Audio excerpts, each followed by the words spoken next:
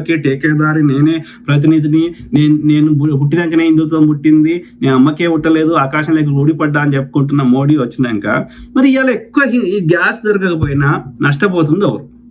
హిందువులా కాదా? పెట్రోల్ ధరలు పెరిగినా, పెట్రోల్ దొరకకపోయినా లైన్లలో నిలబడుతుంది పెట్రోల్ బంకుల దగ్గర ఎవరు? హిందువులు కాదా? మరి హిందువుల కోసమే అవతరించిన అవతార పురుషుడు వచ్చినాక మరి హిందువులు అట్లా ఇబ్బంది పడుతుంటే అది కదా ప్రజా సమస్య, అవునా కాదా? ఇలా ధరలు పెరిగితే ఆ యొక్క అధిక ధరల వల్ల నష్టపోతుంది ఎవరు? హిందువులు కదా. మరి నువ్వు హిందువుల కోసమే పుట్టిన అవతార పురుషుడు కదా, దాని గురించి మాట్లాడండి. మాట్లాడరు.